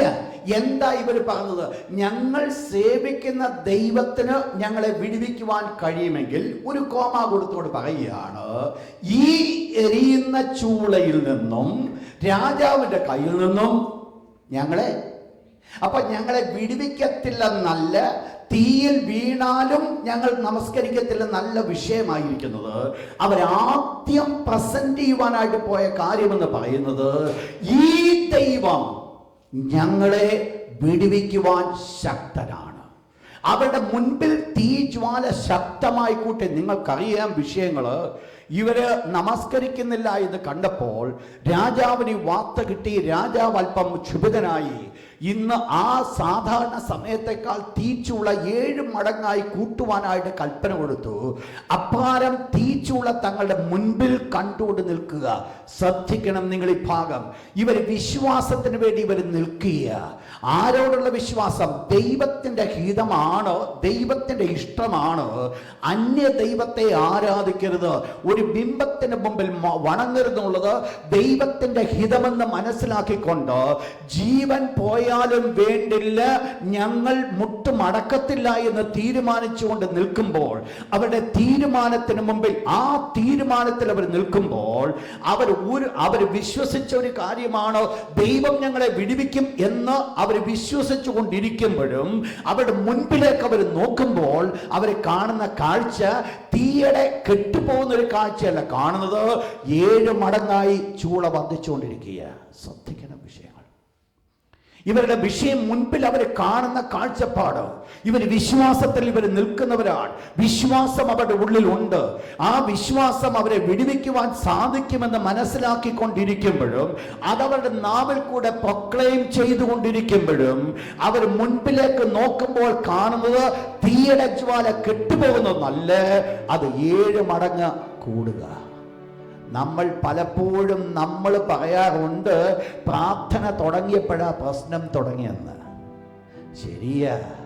പക്ഷെങ്കിൽ ഒന്ന് മനസ്സിലായിക്കോണം, ഈ പ്രശ്നങ്ങൾ എല്ലാ കാലവും നിൽക്കുന്ന ഒരു പ്രശ്നങ്ങളല്ല. പിന്നെയോ അതിൽ നിന്ന് ഒരു വിടുതലുണ്ട്. ഇതെല്ലാം നിങ്ങൾ മനസ്സിലാക്കണം. എന്താണ് ഇതിന്റെ പർപ്പസ് എന്ന് നമ്മൾ ചിന്തിക്കുമ്പോൾ അവർക്ക് ഒരു കാര്യം അവർക്കറിയാം. ഇതിന്റെ പർപ്പസ് എന്ന് പറയുന്നത് ഇവര് സത്യദൈവ ആരാധനയിൽ നിന്ന് അന്യദൈവ ആരാധനയിലേക്ക് അവരെ തിരിക്കുവാൻ വേണ്ടിയുള്ള ഒരു മുഖാന്തരമായിരുന്നു ഈ തീ എന്ന് പറയുന്നത്. അല്ലെങ്കിൽ ഈ ബിംബം എന്ന്. ശ്രദ്ധിക്കണ വേർഡുകൾ ഓരോന്നും. അവ സത്യദൈവത്തെ അവർ ആരാധിച്ചു വന്നവരാ. സത്യദൈവത്തെ ആരാധിച്ചു കൊണ്ടിരിക്കുമ്പോൾ ഈ നിർത്തിധാരിക്കുന്ന ഈ സ്റ്റാച്യു എന്ന് പറയുന്നത് അവരുടെ സത്യ ആരാധനയിൽ നിന്ന് അന്യ ആരാധനയിൽ തിരിക്കുന്ന ഒന്നായിരുന്നു ഈ സ്റ്റാച്യു. നിങ്ങൾ മനസ്സിലാക്കിയോണം, ഏത് സ്റ്റാച്യുവും സത്യ ആരാധനയിൽ നിന്ന് അന്യ ആരാധനയിലേക്ക് എന്നെ വേർതിരിക്കുന്നതാണെങ്കിൽ അത് മനസ്സിലാക്കണം, അത് ദുഷ്ടനായിരിക്കുന്ന പിശാചിന്റെ പക്കൽ നിന്ന് കടന്നു വരുന്നതാകുന്നുവെന്നുള്ളത് മനസ്സിലാക്കണം. സത്യ ആരാധനയിൽ ദൈവത്തിന്റെ മക്കൾ നിൽക്കുമ്പോൾ, സത്യ ആരാധന നിൽക്കുവാൻ ദൈവം ആഗ്രഹിക്കുമ്പോൾ, അതിൽ തന്നെ നിൽക്കുന്നതായിരിക്കുന്ന സ്ഥാനത്ത് ഏത് വിധേനയും ആരാധനയിൽ നിന്ന് അവരെ മാറ്റിക്കളയുവാൻ, ദൈവത്തിൽ നിന്ന് അവരെ അകറ്റിക്കളയുവാൻ ആഗ്രഹിച്ചുകൊണ്ട് ശത്രു പ്രവർത്തിക്കുന്ന ഒരു പ്രവർത്തനം വേണമായിരുന്നെങ്കിൽ ഒരു നിമിഷം ഇവർക്ക് ഒന്ന് പറയാമായിരുന്നു. മുമ്പിലൊന്ന് മുട്ടുമടക്കിയിട്ട് പോയിട്ട് ദൈവത്തിന്റെ പാതകളിൽ ഇരുന്ന്, കർത്താവേ എന്നോട് ക്ഷമിക്കണമേ, മരണഭീതി കൊണ്ട് ഞാൻ ഇത് ചെയ്തെന്ന് പറയാമായിരുന്നു. ശ്രദ്ധിച്ചോണം, അങ്ങനെ പറഞ്ഞിരുന്നു എങ്കിൽ ദുഷ്ട പിശാചിന് മുൻപിൽ അവരാദ്യമായിട്ട് പരാജയപ്പെടുമായിരുന്നു. നിങ്ങൾ മനസ്സിലാക്കണം, ദൈവത്തിന്റെ മക്കൾ പരാജയത്തിന് വേണ്ടി നിൽക്കുന്നവരല്ല, ദൈവത്തിന്റെ മക്കൾ പിശാചിനെ ജയിച്ചവരാ. അപ്പോൾ ഇവർ ഒരു കാര്യം ഇവർ മനസ്സിലാക്കി. കഴിഞ്ഞ നാളുകളിൽ ഇവരുടെ ബന്ധങ്ങളൊക്കെ ഒരു ചിന്തയിലേക്ക് കൊണ്ടുവന്നു, ഈ ദൈവം ഞങ്ങളെ വിടുവിക്കുവാൻ ശക്തനാണ്. ഞങ്ങൾ അവിടെ പറയപ്പെടുന്ന വേർഡ് പ്രകാരമാണ്, ഞങ്ങൾ സേവിക്കുന്ന ദൈവത്തിന് ഞങ്ങളെ വിടുവിക്കുവാൻ കഴിയുമെങ്കിൽ, എന്നിട്ട് പറയാണ്, രാജാവേ നിന്റെ കയ്യിൽ നിന്നും ഈ തീയിൽ നിന്നും ഞങ്ങളുടെ ദൈവം ഞങ്ങളെ രക്ഷിക്കും. അപ്പോൾ എന്തവർ മനസ്സിലാക്കി? അവരുടെ ദൈവത്തിന്റെ കഴിവ് എന്തെന്നുള്ളത് മനസ്സിലാക്കി. ശ്രദ്ധിക്കുക, മുൻപിൽ തീ കൂടുമ്പോൾ നമ്മൾ മനസ്സിലാക്കേണ്ട ഒരു വിഷയം, ഞാനും നിങ്ങളും സേവിക്കുന്ന ദൈവം ആരെന്നുള്ളതിനെ കുറിച്ച് പൂർണ്ണമായിരിക്കുന്ന ബോധ്യമുണ്ടാകണം. എനിക്കും നിങ്ങൾക്കും പൂർണ്ണമായിരിക്കുന്ന ബോധ്യമില്ല എങ്കിലാണ് നമ്മൾ വാസിലേറ്റ് ചെയ്ത് പോകുന്നത്, നമ്മൾ ആടി ഉലഞ്ഞു പോകുന്നത്. എന്നാൽ ഒന്ന് മനസ്സിലാക്കുക, ഞാൻ സേവിക്കുന്ന ദൈവത്തിന്റെ കരങ്ങൾ എന്തെന്ന് മനസ്സിലാക്കുന്നുവെങ്കിൽ, എൻ്റെ ദൈവത്തിന് എന്ത് ചെയ്തുതരുവാൻ സാധിക്കുമെന്ന് മനസ്സിലാക്കുന്നുവെങ്കിൽ, അവിടെയാണ് എനിക്കും നിങ്ങൾക്ക് ഉറപ്പോടെ നിൽക്കുവാൻ സാധിക്കുന്നത്. അപ്പോൾ ഈ ശദ്രക്ക് മേശക്ക് അബേദ്നെഗോവിന്റെ ജീവിതത്തിൽ വിശ്വാസത്തിൽ അവർ നിൽക്കുവാനുള്ള ഒന്നാമത്തെ കാരണം എന്ന് പറയുന്നത്, അവർ ഒരു കാര്യം മനസ്സിലാക്കി, ഞങ്ങളുടെ ദൈവത്തിന് ഞങ്ങളെ വിടുവിക്കുവാൻ കഴിവുണ്ട്. കരമുയർത്തി ദൈവത്തിന് ഹല്ലേലൂയ പറഞ്ഞാട്ട്. ഞങ്ങളുടെ ദൈവത്തിന് ഞങ്ങളെ വിടുവിക്കുവാൻ കഴിയും. എന്താ നിങ്ങളുടെ ഉറപ്പിന്റെ കാരണം? എന്തുവാ? വീണ്ടും വായിച്ചാട്ട് അതേ വാക്യം, 17-ാമത്തെ വാക്യം, ഞങ്ങൾ സേവിക്കുന്ന ദൈവം. ഞാൻ കഴിഞ്ഞ ആഴ്ചയിൽ നമ്മൾ പറയുണ്ടായി, ദാനിയേൽ ദൈവത്തിന് മുൻപ് രാജാവ് ദാനിയേലിനോട് ഇപ്രകാരം പറഞ്ഞു, നീ ഇടവിടാതെ സേവിച്ചു വരുന്ന നിന്റെ ദൈവം. രാജാവ് മനസ്സിലാക്കിയ ഒരു കാര്യമാണ്, ദാനിയേൽ സേവിക്കുന്നത് രാജാവിനെ അല്ല, അതിലുപരിയായിട്ട് ഒരു ദൈവത്തെ സേവിക്കുന്നു. ഇവിടെയും ശദ്രക്ക് മേശക്ക് അബേദ്നെഗോവിന്റെ ഒരു പ്രത്യേകത ഇതാണ്, അവരുടെ വിശ്വാസത്തിന്റെ വാക്കുകൾ അവരുടെ നാവിൽ കൂടെ കടന്നു വരുവാനുള്ള രണ്ടാമത്തെ കാരണം എന്ന് പറയുന്നത്, അവക്കറിയാം ഞാൻ ആരെയാണ് സേവിക്കുന്നത്. ഞാൻ സേവിക്കുന്ന ഒരു ദൈവം, ഞാൻ ആരാധിക്കുന്ന ഒരു ദൈവം. നിങ്ങൾ മനസ്സിലാക്കണം, തൻ്റെ ജീവിതത്തിൻ്റെ ഒരു പതിവ് അനുഭവം. കഴിഞ്ഞ ആഴ്ച ഞാൻ ആ ഭാഗം തൊട്ടതുകൊണ്ട് ഞാൻ അങ്ങ് വിടുകയാണ്. തൻ്റെ ജീവിതത്തിൽ ഒരു പതിവ് അനുഭവമായിരുന്നു ഈ ദൈവത്തെ സേവിക്കുക എന്ന് പറയുന്നത്. വല്ലപ്പോഴും ഒരിക്കൽ വന്ന് ദൈവത്തെ സേവിക്കുന്നവന് ഈ വേർഡ് പറയുവാൻ സാധ്യമല്ല. പതിവായി ജീവിതത്തിൽ 24 മണിക്കൂറും ദൈവത്തെ ആരാധിക്കുവാൻ സമയമെടുക്കുന്നവൻ, ദൈവത്തെ സേവിക്കുവാൻ സമയമെടുക്കുന്നവന് ഒരു കാര്യം പറയുവാൻ സാധിക്കും, ഞങ്ങൾ സേവിക്കുന്ന ദൈവം എന്ന് പറയുവാൻ സാധിക്കും. ഒന്ന് ശാന്തമായി ചിന്തിച്ചോണം, എനിക്കും നിങ്ങൾക്കും ധൈര്യമായി പറയുവാൻ സാധിക്കുമോ, ഞങ്ങൾ സേവിക്കുന്ന ദൈവം, ഞങ്ങൾ സേവിക്കുന്ന ദൈവം. അതാണ് അവരുടെ ജീവിതത്തിലെ കോൺഫിഡൻസ്. ഇത്രമാത്രം പ്രതികൂലങ്ങൾ മുൻപിൽ കടന്നു വന്നപ്പോഴും അവരുടെ ജീവിതത്തിൽ ഉണ്ടായിരുന്ന ധൈര്യം അതായിരുന്നു. അതാണ് ആ വിശ്വാസം അവർക്ക് കൊടുത്തത്. ഞങ്ങൾ സേവിക്കുന്ന ദൈവം എന്നുള്ളൊരു വിശ്വാസം. അതിൽ കൂടെ എന്ത് സംഭവിച്ചു? 3 അവരുടെ പൊസിഷനിലേക്ക് നമ്മൾ കടന്നു വരുമ്പോൾ നമ്മൾ കാണുന്നത്, ആക്ച്വലി എന്താ അവരുടെ പ്രത്യേകത നമ്മൾ കാണുന്നത്? വായിച്ചോട്ട് 17-18 വാക്യം വീണ്ടും ഒരിക്കൽ കൂടെ. രാജാവ് നിർത്തിയ സ്വർണ്ണബിംബത്തെ നമസ്കരിക്കുകയുമില്ല. അതിന്റെ 16 കൂടെ വായിച്ചാട്ട്, വളരെ ബ്യൂട്ടിഫുൾ വേർഡ്. ശദ്രക്കും മേശക്കും അബേദ്നെഗോവും രാജാവിനോട്, നെബൂഖദ്നേസരേ, ഈ കാര്യത്തിൽ ഉത്തരം പറവാൻ ആവശ്യമില്ല. ശ്രദ്ധിച്ചേ, ആ വേർഡ് ഒന്ന് ശ്രദ്ധിച്ചേ. ഈ 3 ബാലന്മാര് അവരുടെ മുമ്പിൽ തീയുടെ ശക്തി കൂട്ടിക്കൊണ്ടിരിക്കുമ്പോൾ അവർ രാജാവിൻ്റെ മുഖത്ത് നോക്കി പറഞ്ഞൊരു വേർഡാണ്, ഈ കാര്യത്തിൽ നിന്നോട് സംസാരിക്കേണ്ട കാര്യമൊന്നുമില്ല. ആരുടെ മുമ്പിലാണ് നിൽക്കുന്നത്? ഭയപ്പെടുവാൻ യോഗ്യൻ, ഭയപ്പെടേണ്ട വ്യക്തിയുടെ മുമ്പിൽ. പക്ഷേ ഇപ്പോൾ എന്താ ഉള്ളത്? ഇവക്ക് ഈ രാജാവിന് എന്തില്ല?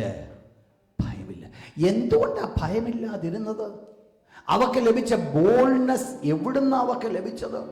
മുൻപിൽ ഈ തീയുടെ ജ്വാലയുടെ ശക്തി കൂട്ടുമ്പോഴും അവർ ബോൾഡായി നിൽക്കുവാനുള്ള കാരണമെന്ന് പറയുന്നത്, അവക്ക് ആദ്യം ഒരു ഉറപ്പുണ്ടായിരുന്നു. എന്താ ഉറപ്പെന്ന് പറയുന്നത്?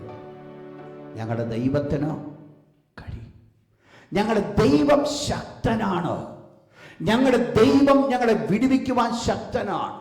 നിങ്ങൾ ഈ ഭാഗം നിങ്ങൾ മനസ്സിലാക്കുമ്പോൾ ഒന്ന് മനസ്സിലാക്കണം, ശദ്രക്ക് മേശക്ക് അബേദ്നെഗോ ഒരു കാര്യം മനസ്സിലായി, ഈ രാജാവ് തീച്ചൂളയിലേക്ക് ഞങ്ങൾ എറിയപ്പെട്ട് അവിടെ വെച്ച് കത്തി നശിച്ചു പോകേണ്ടവരല്ല ഞങ്ങളെന്നുള്ളത് അവർ വ്യക്തമായിട്ട് മനസ്സിലാക്കി. എന്ന് പറഞ്ഞാൽ അവരുടെ കാലം അവസാനിക്കേണ്ടത് ഈ തീച്ചൂളയിലല്ല എന്നുള്ളത് ഇവർക്ക് വ്യക്തമായിട്ട് മനസ്സിലാക്കി. അല്ലെങ്കിൽ രാജാവിന്റെ തീച്ചൂളയല്ല എൻ്റെ അവസാന വിധി എന്നുള്ളത് അവർ മനസ്സിലാക്കി. കാരണമുണ്ട്, ഒരു ദൈവഭക്തനറിയാം തൻ്റെ മരണത്തിന് സമയം ഏതാണെന്ന്. അവർക്ക് അതിനെക്കുറിച്ചൊരു ബോധ്യമുണ്ടായിരിക്കും. നിങ്ങൾ എപ്പോഴും നിങ്ങൾ മനസ്സിലാക്കണം, ഇടയ്ക്ക് വെച്ച് വാഗ്ദത്ത നിവർത്തീകരണം സംഭവിക്കാതെ ഞാൻ വിശ്വസ്തനാകുന്നു എങ്കിൽ, വാഗ്ദത്ത നിവർത്തീകരണം സംഭവിക്കാതെ ദൈവം നമ്മെ ഒരിക്കൽ പോലും ആ സ്ഥലത്ത് നിന്ന് പറിച്ചു മാറ്റത്തില്ല. ശ്രദ്ധിക്കണം, ഞാൻ പറഞ്ഞപ്പോൾ വാഗ്ദത്ത നിവർത്തീകരണം സംഭവിക്കുമ്പോഴോ, ഈ ദേശത്തെക്കുറിച്ച് നിങ്ങളൊരു വാഗ്ദത്തം ലഭിച്ചു എങ്കിൽ അത് നിവർത്തിക്കപ്പെടുന്നത് വരെ നിങ്ങളെ ഈ ദേശം ദൈവം കൊണ്ടുപോകത്തില്ല. അങ്ങനെ ഒരു വാഗ്ദത്തം ലഭിച്ചിട്ടില്ല എങ്കിൽ നിങ്ങളെ മറ്റൊരിടത്തെ കൊണ്ടുപോകാൻ സാധിക്കും. പക്ഷെ ഒന്ന് മനസ്സിലാക്കിക്കോണം, ദൈവം നമുക്ക് തന്ന വാഗ്ദത്തത്തിന് നിവർത്തീകരണം സംഭവിക്കുന്നത് വരെ ഒരു ദുഷ്ടനും നമ്മളെ തൊടുവാൻ സാധ്യമല്ല. ദൈവമാണ് നമ്മളെ ഇവിടെ നിർത്തിയിരിക്കുന്നത്. ഈ ലോകത്തിന്റെ അധികാരിയോ ഈ ലോകത്തിന്റെ എക്കണോമിയോ അല്ല എന്നെ താങ്ങി നിർത്തിയിരിക്കുന്നത്. എൻ്റെ ഒരു പ്രായം ജോബുണ്ട്, ഈ ദിവസങ്ങൾ നമുക്ക് കേൾക്കുവാൻ സാധിക്കും. എൻ്റെ ഒരു പ്രായമുണ്ട്, ഞാൻ അതിൽ നിൽക്കുമ്പോൾ ദൈവത്തിന്റെ ഉത്തരവാദിത്വമാണ് ഈ തീച്ചൂളയിൽ ഞാൻ വീഴ്ത്തപ്പെട്ടാൽ തീച്ചൂളയുടെ ശക്തി എൻ്റെ മേൽ കടന്നു വരരുതെന്നുള്ളത്. ഒരിക്കലും അത് വരുവാൻ സാധ്യമല്ല. കാരണം മറ്റൊന്നുമല്ല, ഈ നിൽക്കുന്നത് സാധാരണപ്പെട്ട ഒരു കൂട്ടമല്ല. അവരുടെ ദൈവത്തിന്റെ കഴിവ് അവർക്ക് നന്നായിട്ട് അറിയാം, ദൈവത്തിന്റെ പ്രവൃത്തി അവർക്ക് നന്നായിട്ട് അറിയാം. ഈ ദൈവം ഞങ്ങളെ വിടുവിക്കുവാൻ ശക്തൻ. അതുകൊണ്ട് എന്ത് സംഭവിച്ചു, ഈ ദൈവത്തെ അവർ മനസ്സിലാക്കിയതും അവർക്ക് ദൈവത്തോടുള്ള ബന്ധവും ഒരുമിച്ച് വന്നപ്പോൾ ധൈര്യമായിട്ട് ഈ രാജാവിനോട് പറഞ്ഞൊരു വേർഡാണ്, ഈ കാര്യം നിന്നോട് സംസാരിക്കേണ്ട കാര്യമൊന്നും, ഈ ഒരൊറ്റ വേർഡ് മതി വെട്ടിക്കൊല്ലാൻ. ഇല്ലേ? ആരോടായി പറഞ്ഞേ? രാജാവിനോട്, അധികാരമുള്ളവരോട്. എന്തോ പറയുന്നേ? നിന്നോട് സംസാരിക്കേണ്ട കാര്യമൊന്നുമില്ലെന്ന്. ഒന്ന് നിങ്ങളൊന്ന് ചിന്തിച്ച് നോക്കി, അധികാരത്തിൽ നിൽക്കുന്ന ഒരു വ്യക്തിയുടെ മുമ്പിൽ ചെന്നിട്ട് എനിക്ക് നിങ്ങളോട് സംസാരിക്കേണ്ട കാര്യമൊന്നുമില്ലെന്ന് പറഞ്ഞു കഴിഞ്ഞാൽ എന്തായിരിക്കും അവസ്ഥ? നെക്സ്റ്റ് വീട്ടിൽ പോയിരിക്കാനല്ലേ? പക്ഷെ എന്ത് സംഭവിച്ചു? ഇവരുടെ ആ ബോൾഡ്നെസ്, ഇവർക്ക് ധൈര്യമായിട്ട് അവർക്ക് നിൽക്കുവാൻ സാധിച്ചു. അവർക്ക് ധൈര്യമുണ്ടായിരുന്നു.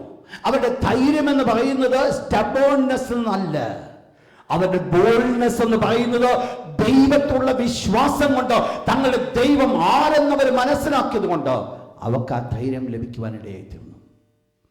ആ ധൈര്യത്തോടുകൂടെ അവർ നിൽക്കുമ്പോൾ ഒന്നുകൊണ്ടും അവർക്ക് പേടിക്കുവാനായിട്ട് മാർഗമില്ല.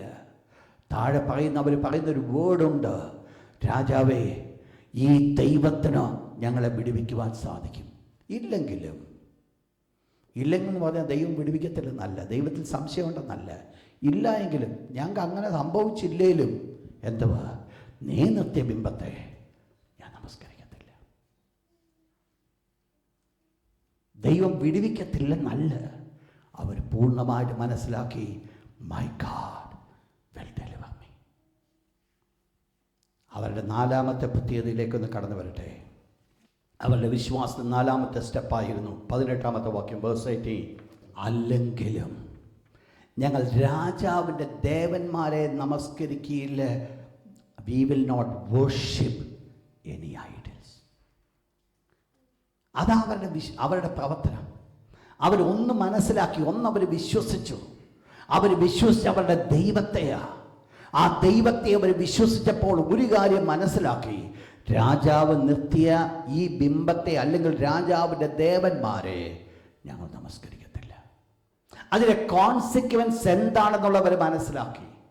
ഇപ്പോൾ എറിയപ്പെടേണ്ടത് തീച്ചൂളയിലാണെങ്കിലും അവർക്കൊന്ന് മനസ്സിലായി, ഇപ്പോൾ ഈ എരിയുന്ന തീച്ചൂള എന്ന് പറയുന്നത് ചില നിമിഷം കൊണ്ട് തങ്ങളെ കത്തി ദഹിപ്പിക്കുന്നതാ. പക്ഷെ ഇതിനപ്പുറത്ത്, ഇന്ന് ഞാൻ ഇവിടെ മുട്ട് മടക്കിയാൽ ഇതിനപ്പുറത്തൊരു തീച്ചൂളയുണ്ട്. അത് നിത്യ ദഹന സ്ഥലമാണ്. മനസ്സിലായോ? അവരൊന്ന് മനസ്സിലാക്കി, ഈ തീ അവരെ തൊടത്തില്ലെന്ന് നമുക്കറിയാം. പെട്ടെന്ന് മനസ്സിലാക്കി, ഈ തീയിൽ ഞാൻ നശിച്ചു പോയാൽ തന്നെ, ഞാൻ തീയിൽ വീണ ചില നിമിഷങ്ങൾ മാത്രമേ ഉള്ളൂ, എൻ്റെ ജീവിതത്തിന്. പക്ഷെ ഞാൻ ഇന്നിവിടെ മുട്ടുമടക്കിയാൽ ഞാൻ ഇതിന് ശേഷം വരുവാൻ പോകുന്ന തീയിൽ നിത്യകാലം കിടക്കേണ്ടി വരും. ഒന്നോർത്തോണേ, ഒരു അന്യ ആരാധനയ്ക്ക് മുട്ടുമടക്കുന്നതിന് മുമ്പ് അന്യ ആരാധനയുടെ പരിണിത ഫലം എന്തെന്ന് മനസ്സിലാക്കിയപ്പോൾ സത്യ ആരാധനയ്ക്ക് വേണ്ടി നിൽക്കുവാൻ ഈ ബാലന്മാർക്ക് ഇവക്ക് സാധ്യമായി. എന്താണ് തമ്മിലവർ താരതമ്യം വെച്ച് നോക്കി. ഇപ്പോഴത്തെ തീച്ചൂളയും വരുവാൻ വരുന്ന തീച്ചൂളയും തമ്മിൽ വെച്ച് നോക്കിയപ്പോഴാണ് മനസ്സിലാക്കുന്നത് ഇപ്പോഴത്തെ തീച്ചൂള ഒന്നുമില്ല. അവർക്കറിയാം, എന്തവർ മനസ്സിലാക്കിയവര്, ഞങ്ങളെ സേവിക്കുന്ന ദൈവം ഞങ്ങളെ വിടുവിച്ചില്ലെങ്കിലും നേനൃത്യ ബിംബത്തെ ഞങ്ങൾ നമസ്കരിക്കുകയില്ല. വളരെ പ്രധാനമായിട്ടുള്ളത് ഇവരുടെ വിശ്വാസത്തിന് എന്ത് സംഭവിച്ചു ഒന്ന് വായിച്ചാട്ട് അതിൻ്റെ 24-25 വാക്യത്തിലേക്ക് കടന്നു വന്നാട്ടെ. 24 വേഴ്സ് 24 and 25. നാലാമത്തവന്റെ രൂപം ഒരു ദൈവപുത്രനോട് ഒത്തിരിക്കുന്നു എന്ന് കൽപ്പിച്ചു. ഇതാണ് വളരെ ഇമ്പോർട്ടൻ്റ് ഈ ഭാഗത്തിൽ. എന്താ ഇവിടുത്തെ വിഷയം? തീയുടെ ജ്വാല 7 മടങ്ങ് കൂടി. ഇവരെ ഇത്രയും പേരെ കൊണ്ട് അങ്ങോട്ട് വലിച്ചെറിഞ്ഞു, എല്ലാം ബന്ധിച്ചാകൊണ്ട് വലിച്ചെറിഞ്ഞത്. രാജാവ് അല്പം കഴിഞ്ഞ് നോക്കിയപ്പോൾ കണ്ട കാഴ്ചയെന്ന് പറയുന്നത് ഇവരെ ബന്ധിച്ച് കിടക്കുന്നൊരു കിടപ്പല്ല കാണുന്നത്. രാജാവ് കെട്ടിയ കെട്ടെല്ലാം ഇവരുടെ കരിഞ്ഞുപോയി. രാജാവ് ചില കെട്ടൊക്കെ കെട്ടി അങ്ങോട്ട് ഇട്ടേ, പുള്ളി കെട്ടിയതെല്ലാം കരിഞ്ഞുപോയി. പക്ഷെ ഇവക്ക് എന്ത് പറ്റിയില്ല? ഒരു കേടും പറ്റിയിട്ടില്ല. ഇവര് തീ ജ്വാലയ്ക്കകത്ത്, ഞാൻ ആദ്യം പറഞ്ഞതുപോലെ സാധാരണ നോർമൽ ലൈഫ് നയിക്കുന്നത് പോലെ ഇവർ തീയിൽ കിടക്കുക. അവർ തീക്കകത്താണെങ്കിലും തീക്ക് വെളിയിലാണെങ്കിലും, നല്ല എയർ കണ്ടീഷനുള്ള സ്ഥലമാണെങ്കിലും അല്ല നല്ല ഹോട്ട് ക്ലൈമറ്റ് ആണെങ്കിലും ഇവക്കതൊരു പ്രശ്നമല്ല.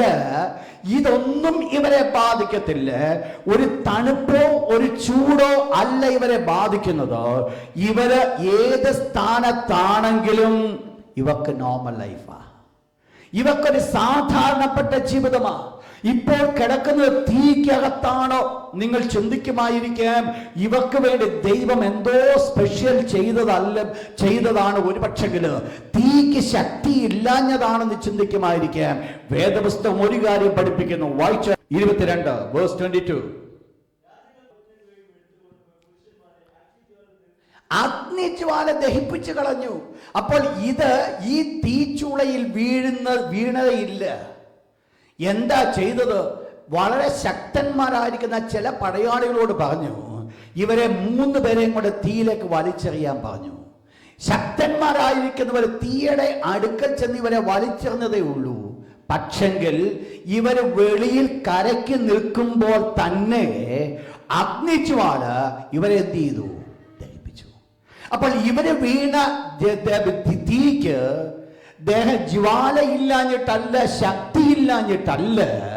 പക്ഷെ ഒരു കാര്യം ഇവിടെ സംഭവിച്ചത്, ഇവരുടെ മേൽ തീക്ക് അധികാരമില്ലായിരുന്നു. ഇവരുടെ മേൽ തീക്ക് ശക്തിയില്ലായിരുന്നു. ആ തീക്ക് ശക്തിയില്ലെന്നല്ല ഞാൻ പറഞ്ഞു വന്നത്. ആ തീക്ക് ശക്തിയുണ്ട്. അതതിന്റെ ശക്തി വെളിപ്പെടുത്തി. കൊണ്ടുപോയവരെ ഇവരെ 3 പേരെ ഇടുവാൻ കൊണ്ടുപോയവരെ ഈ തീ കൊണ്ട് അവർ ദഹിക്കപ്പെടുവാൻ ഇടയായിത്തീർന്നപ്പോൾ ഇവിടെ ഈ 3 പേര് അവര് യാതൊരു കേടും പറ്റിയില്ല. യാതൊരു കേടും പറ്റിയില്ലെന്ന് മാത്രമല്ല, അവരുടെ ഏറ്റവും വലിയ അഡ്വാൻറ്റേജ് എന്ന് പറയുന്നത്, ശദ്രക് മേശക് അബേദ്നെഗോവിനെ വിളിച്ച് ചോദിച്ചാൽ അവർ പറയും, ശദ്രക് മേശക് അബേദ്നെഗോവേ, നിങ്ങളെ തീയിലിട്ടപ്പോൾ നിങ്ങൾക്കുണ്ടായ അനുഭവം എന്തെന്ന് ചോദിച്ചാൽ അവർ പറയും, ഞങ്ങൾ രാജാവ് നിർത്തിയ ബിംബത്തെ നമസ്കരിക്കാതൊരു നല്ലതാണോ? ഈ തീജ്വാല ഞങ്ങളുടെ ജീവിതത്തിൽ അനുഭവം കൊണ്ടുവന്നു. ദൈവപുത്രനോട് സമനായിരിക്കുന്ന ഒരുവനെ ഞങ്ങളോടുകൂടെ അനുഭവിക്കുക എന്ന് പറഞ്ഞാൽ, കർത്താവായ യേശുവിന്റെ സാന്നിധ്യത്തെ പ്രസൻസ് ലിറ്ററലി അവർ അനുഭവിക്കുന്ന ഒരു സമയമായിരുന്നു അവരുടെ തീജ്വാലയുടെ നടുവിൽ. ഒരു തീജ്വാല തീജ്വാലയിലേക്ക് അവനെ വലിച്ചെറിഞ്ഞിട്ടപ്പോൾ അവന്റെ തീജ്വാല അവർക്ക് ചെയ്തു കൊടുത്തത് ദൈവപുത്രനോട് സമനായിരിക്കുന്നവന്റെ ഒരുവന്റെ സാമീപ്യമാണ്, കൂട്ടായ്മയാണ് കൊടുത്തത്. നിങ്ങൾ മനസ്സിലാക്കണം, വെറുതെ അവർ തീക്കകത്ത് കിടക്കുകയല്ല, തീയുടെ ശക്തി ബലം കെട്ടുപോയതല്ല, തീ കെട്ടുപോയതല്ല. പിന്നെ എന്ത് സംഭവിച്ചു? ആ തീക്കകത്ത് വീഴ്ത്തപ്പെട്ടപ്പോൾ നമ്മുടെ കർത്താവായ യേശുവിനോടുകൂടെ കൂട്ടായ്മ ആചരിപ്പാൻ അവർക്ക് സാധ്യമായി. ദൈവമക്കൾ മനസ്സിലായിക്കോണേ, നമ്മളുടെ ജീവിതത്തിൽ തീയുടെ അവസ്ഥ എന്ന് പറയുന്നത്, തീയുടെ ശക്തി എൻ്റെ മേൽ ബാധിക്കുന്നതാകരുത്. അതിനകത്ത് ദൈവപുത്രനോട് തുല്യനായവന്റെ കൂട്ടായ്മ അനുഭവിച്ചറിയുന്നതായിരിക്കണം എൻ്റെ തീ. ഞാൻ പറയുന്ന വേർഡ് മനസ്സിലാവുന്നു?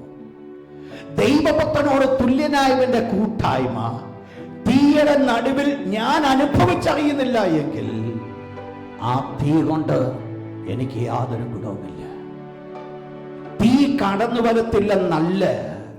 ഇവിടെ നിങ്ങൾ മനസ്സിലാക്കണം, ഈ ഒരു പിക്ചറിലേക്ക് ഞാൻ നിങ്ങളെ കൊണ്ടുപോകാൻ പോകുകയാണ്. ശദ്രക്ക്, മേശക്ക്, അബേദ്നെഗോവിനെ തീച്ചുളയ്ക്കകത്തിട്ടു. നമ്മളൊന്ന് മനസ്സിലാക്കണം, ഇന്ന് എനിക്കും നിങ്ങൾക്കുമുണ്ട് ഈ തീച്ചുള എന്നുള്ളത്. എന്തുവാ എനിക്കും നിങ്ങൾക്കുള്ള തീച്ചുള? വായിച്ചാട്ടെ യെശയ്യാ പ്രവചനം 48 അധ്യായം, ചാപ്റ്റർ 48 വേഴ്സ് 10. ഇതാ ഞാൻ നിന്നെ ഊതിക്കഴിച്ചിരിക്കുന്നു, വെള്ളിയെ പോലെ അല്ലതാനും ഞാൻ നിന്നെ കഷ്ടതയുടെ ചൂളയിലാകുന്നു ഊതിക്കഴിച്ചത്. ഹല്ലേലൂയ. നിങ്ങൾ മനസ്സിലാക്കണം, ദൈവത്തിന്റെ ദാസൻ അവിടെ പറയുക, ദൈവം ഇസ്രായേൽ മക്കളോട് പറയുന്ന ഒരു വേർഡാണത്. നിങ്ങളെ ഞാൻ എന്ത് ചെയ്തു? കഷ്ടതയാകുന്ന തീച്ചൂളയിൽ കൂടെയാണ് നിങ്ങളെ ശോധന കഴിച്ചത്. അപ്പൊ ശദ്രക്ക്, മേശക്ക്, അബേദ്നെഗോവിന് മാത്രമല്ല ഈ തീച്ചൂളയുടെ അനുഭവം, എനിക്കും നിങ്ങൾക്കും ഈ തീച്ചൂളയുണ്ട്. എനിക്കും നിങ്ങൾക്കും ഈ തീച്ചൂളയുണ്ട്. ഇത് വെറുമൊരു തീച്ചൂളയാണോ? പത്രോസ് അപ്പോസ്തലൻ വിളിച്ചു ചോദിച്ചാൽ പത്രോസ് അപ്പോസ്തലൻ അതിന്റെ കാരണം പറയും. 1 പത്രോസ് ലേഖനം, 1 Peter chapter 4 verse 12. 1 പത്രോസ് 4:12. പ്രിയമുള്ളവരെ, നിങ്ങൾക്ക് പരീക്ഷയ്ക്കായി സംഭവിച്ചിരിക്കുന്ന അണ്ടർലൈൻ അഗ്നിശോധന, ഇത് വെറും ഒരു സാധാരണപ്പെട്ട ഒരു പരിശോധനയല്ല. പിന്നെയോ ഇത് അഗ്നിയായുള്ള പരിശോധനയാണ്. നമ്മൾ വായിക്കുന്ന 1 Peter chapter 4 verse 12. അവിടെ പറയുന്നു, നിങ്ങൾക്ക് പരീക്ഷയ്ക്കായി സംഭവിച്ചിരിക്കുന്ന അഗ്നി പരിശോധന. അങ്ങനെയെങ്കിൽ അന്ന് ശദ്രക്ക്, മേശക്ക്, അബേദ്നെഗോ തീയിൽ കിടന്നതുപോലെ ഇന്ന് പല സന്ദർഭങ്ങളിലും നമ്മൾ ഇവിടെ കിടപ്പുണ്ട്, തീയിൽ കിടപ്പുണ്ട്. നമ്മുടെ പലരുടെയും ജീവിതത്തിലെ കഷ്ടത എന്നുള്ള അനുഭവങ്ങൾ നമ്മെ എവിടെ കൊണ്ട് എത്തിച്ചിരിക്കുക? തീയിലെത്തിച്ചിരിക്കുക. അവിടെ പറയപ്പെട്ട വേർഡ് നിങ്ങൾ മനസ്സിലാക്കണം. പത്രോസ് പറയുന്നത് നിങ്ങൾക്ക് പരീക്ഷയ്ക്കായി സംഭവിച്ചിരിക്കുന്ന. അപ്പൊ ഇതെന്താണെന്നാ പറയുന്നേ? ഇത് ഒരു പരീക്ഷയാ. ഈ തീയിൽ ഇട്ടിരിക്കുന്നതിന്റെ അവസ്ഥ എന്ന് പറയുന്നത് നിങ്ങൾക്കൊരു പരീക്ഷയാ. എന്തുവാ പരീക്ഷ? 1 പത്രോസ് 1 അധ്യായം അതിന്റെ 7ാമത്തെ വാക്യം, 1 Peter chapter 1 verse 7.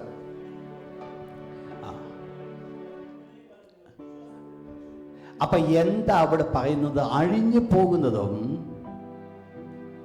പിന്നെ തീയിൽ ശോധന കഴിക്കുന്നതുമായ പൊന്നിനേക്കാൾ നിങ്ങളുടെ വിശ്വാസത്തിന്റെ പരിശോധന. അപ്പൊ ഇവിടെ എന്തിന്റെ പരിശോധനയാ? ഈ തീയിലിട്ടേക്കുന്ന എന്തിന്റെ പരിശോധനയാ? വിശ്വാസത്തിന്റെ. ശദ്രക്ക്, മേശക്ക്, അബേദ്നെഗോ തീയിലിട്ട് എന്തിന്റെ പരിശോധനയായിരുന്നു? വിശ്വാസത്തിന്റെ. അപ്പൊ വിശ്വാസത്തിന്റെ പരിശോധന കടന്നു വരുമ്പോൾ അവരെല്ലാം എവിടെ വീഴുന്നതായിട്ട് വരും? തീക്കകത്ത്. ഒരു പക്ഷേ ലിറ്ററലി ഇന്നൊരു തീച്ചൂള നമ്മുടെ മുൻപിൽ ഇല്ല എങ്കിലും നമ്മൾ കിടക്കുന്ന അനുഭവം നമ്മൾ നോക്കിയാൽ നമ്മൾ കിടക്കുന്ന എവിടെയാ? തീച്ചൂളയാ. പക്ഷെ ഒരു കാര്യം നമ്മൾ മനസ്സിലാക്കണം, ഈ തീച്ചൂളയിൽ കടന്ന് എനിക്ക് വയ്യായേ, എൻ്റെ ശരീരം വേദനിക്കുന്നേ എന്ന് പറയാൻ വേണ്ടി വിളിക്കപ്പെട്ടവരല്ല നമ്മൾ എന്നുള്ളത് നമ്മൾ മനസ്സിലാക്കണം. ഈ തീച്ചൂള എന്നെ വിശ്വാസത്തിന് വേണ്ടി കൊണ്ടുവന്നിരിക്കുമ്പോൾ, വിശ്വാസത്തിന് വേണ്ടി ഈ തീച്ചൂളയിലേക്ക് എന്നെ ഇടപെട്ടിരിക്കുമ്പോൾ, ഒരു കാര്യം മനസ്സിലാക്കണം, ഇവിടെയാണ്, ഈ തീച്ചൂളയുടെ നടുവിലാണ് എൻ്റെ ദൈവത്തിന്റെ സാന്നിധ്യം ശക്തമായി ഞാൻ അനുഭവിക്കുവാൻ കാരണമാകുന്നത്. കഴിഞ്ഞ നാളുകളൊന്ന് പിന്നോട്ട് നോക്കിക്കേ. ഇന്ന് ദൈവം തന്നിരിക്കുന്ന സമൃദ്ധിയെ ഒന്ന് നോക്കിക്കേ. ഒരു കാര്യം പറയുവാൻ സാധിക്കും, ഇന്നത്തെ സമൃദ്ധിയേക്കാൾ അന്നത്തെ കഷ്ടാനുഭവം ഒത്തിരി നല്ലതായിരുന്നു. എന്താ കാരണം? അന്ന് ദൈവം എന്നെ ഒത്തിരി പഠിപ്പിച്ചു. ഒത്തിരി കാര്യം ദൈവം പറഞ്ഞു തന്നു. ഒത്തിരി കാര്യം ദൈവം മനസ്സിലാക്കി തന്നു. എന്താ അന്നത്തെ കാരണമെന്ന് പറയുന്നത്? അന്ന് എന്തുണ്ടായിരുന്നു? എൻ്റെ കഷ്ടത്തിന്റെ നടുവിൽ എന്നോടുകൂടെ നാലാമനുണ്ടായിരുന്നു. എന്റെ ഭാരത്തിന് നടുവിൽ ഈ തീയുടെ ജ്വാല എന്റെ ജീവിതത്തിൽ ഏൽക്കാതെ വണ്ണം, കടന്നു പോകത്തക്കവണ്ണം ദൈവത്തിന്റെ സാന്നിധ്യം എന്നോടുകൂടി ഉണ്ടായിരുന്നു. ഒന്ന് പിന്നോട്ട് നോക്കിയിട്ട് കഴിഞ്ഞ നാളുകൾ തീയിൽ വീണപ്പോൾ ആ തീയുടെ ഒരു ശക്കലമെങ്കിലും, കരിയുടെ മണമെങ്കിലും, അല്ലെങ്കിൽ ദഹിച്ചതിന്റെ മണമെങ്കിലും നിങ്ങളുടെ ശരീരത്തോണ്ടോ നോക്ക്. ഇല്ല. എന്താ ഇല്ലാത്തത്? സ്വർഗ്ഗത്തിലെ ദൈവം എന്നെ തീച്ചൂളയുടെ നടുവില് തീയുടെ മണം പോലും എന്റെ ശരീരത്തിൽ വരാതെ വണ്ണം അവൻ എന്നെ പരിപാലിച്ചു. അവന്റെ വലിയ കരങ്ങൾ ഞാൻ അനുഭവിച്ചു. അവന്റെ വലിയ ശക്തി ഞാൻ അനുഭവിച്ചു. അവന്റെ സാന്നിധ്യം ഞാൻ അനുഭവിച്ചു. കഴിഞ്ഞ നാളുകളിലെ പോലെ കൊള്ളായിരുന്നെങ്കിൽ എന്ന് പ്രാർത്ഥിക്കുന്നുവെങ്കിൽ അതിന്റെ കാരണം മറ്റൊന്നുമല്ല, കഴിഞ്ഞ നാളുകളുടെ കഷ്ടതയാണ് എൻ്റെ ദൈവത്തിന്റെ സാന്നിധ്യത്തിലേക്ക് എന്നെ വലിച്ചു കൊണ്ടുവന്നത്. നിങ്ങൾ മനസ്സിലാക്കണം, എൻ്റെ ആ കഷ്ടതയുടെ നടുവിൽ ഞാൻ ആയിരുന്നപ്പോൾ അവൻ എന്നെ കരങ്ങൾ വഹിച്ചു. ഞാൻ നടക്കുകയായിരുന്നില്ല, അവനെ നടത്തുകയായിരുന്നു. പക്ഷെ ഒരു കാര്യം വേണം, ഈ തീയുടെ നടുവിൽ കിടക്കുന്ന ഒരു ദൈവ പൈതൽ, അവനൊരു ദൈവ പൈതലാകുന്നു എങ്കിൽ, ഞാൻ സേവിക്കുന്ന ദൈവമെന്ന് പറയുന്നു എങ്കിൽ, തീയുടെ നടുവിൽ കിടന്നാലും വെളിയിലത്തെ അനുഭവമായിരിക്കണം തീയുടെ നടുവിൽ ഉണ്ടാകേണ്ടത്. നമുക്ക് പലപ്പോഴും സംഭവിക്കുന്ന ഒരു വീഴ്ചയെന്ന് പറയുന്നത്, തീയുടെ അനുഭവത്തിലേക്ക് കടന്നു വരുമ്പോൾ അയ്യോ ഞാൻ തീയുടെ നടുവിലാണെന്ന് പറയുന്ന ഒരു അനുഭവമാണ്. അതാണ് തെറ്റ്. തീയുടെ നടുവിൽ ഞാൻ കിടക്കുമ്പോൾ ഈ മറ്റ് മനുഷ്യമായിട്ട് എന്നെ കെട്ടിവച്ചിരിക്കുന്ന കെട്ടുകളുമായിട്ട് ബന്ധനസ്ഥനായിട്ടാണോ എന്നെ അതിനകത്ത് വിടുന്നുവെങ്കിലും, ഞാൻ കിടക്കേണ്ടത് ആ ബന്ധനത്തിലല്ല. ഞാൻ കിടക്കേണ്ടത് കെട്ടഴിഞ്ഞവനായി, പുറത്ത് ഞാൻ നടക്കുന്നത് പോലെ, കഷ്ടം ഇല്ലാതിരുന്ന സമയത്ത് ഞാൻ ജീവിച്ചതുപോലെ ആ ഒരു അനുഭവമായിരിക്കണം തീയുടെ നടുവിൽ എനിക്കുണ്ടാകേണ്ടത്. ഇതാ ദൈവമക്കളുടെ അനുഭവം എന്ന് പറയുന്നത്. ഇതാ ദൈവമക്കളുടെ അനുഭവം. നമ്മളെ കണ്ടാൽ പോലും ഒരു മനുഷ്യൻ ഭയത്തില്ല അവന് കഷ്ടതയുണ്ടെന്ന്. കഷ്ടത ഇല്ലാഞ്ഞിട്ടല്ല, പക്ഷെ ഒരു പ്രത്യേകതയുണ്ട്, അവരുടെ മുഖത്ത് എന്തോ ഉണ്ടായിരിക്കും. നാലാമൻ കൂടെ നിൽക്കുക, നാലാമൻ്റെ കൂട്ടായ്മ അനുഭവിക്കുന്നത്. നാലാമൻ പുറത്ത് തലോടുന്നുണ്ട്. നാലാമൻ പറയുന്നുണ്ട്, കുഞ്ഞേ നീ ഭാരപ്പെടണ്ട, ഞാൻ നിന്നോട് കൂടെയുണ്ട്. നിങ്ങൾ മനസ്സിലാക്കണേ, ആ തീയുടെ ജ്വാല അന്ന് അവർ വിശ്വാസത്താൽ അതിൻ്റെ ജ്വാലയുടെ ശക്തി കെടുത്തുവാൻ ഇടിയായി തീർന്നതുപോലെ എനിക്കും നിങ്ങൾക്കും എൻ്റെയും നിങ്ങളുടെയും കഷ്ടതയുടെ തീജ്വാലയുടെ ശക്തി കെടുത്തുവാൻ സാധിക്കും. കെടുത്തണം എന്ന് ദൈവം ആഗ്രഹിക്കുന്നു. കെടുത്താനാ ദൈവം വിളിച്ചിരിക്കുന്നത്. ഒന്ന് മനസ്സിലാക്കണം, ഈ തീജ്വാലയുടെ പർപ്പസ് എന്ന് പറയുന്നത് ദൈവത്തിൽ നിന്ന് എന്നെ മാറ്റുക, ദൈവത്തിൽ നിന്ന് എന്നെ അന്യപ്പെടുത്തുക. ഇതെങ്ങനെയാ സാധിക്കുന്നത്?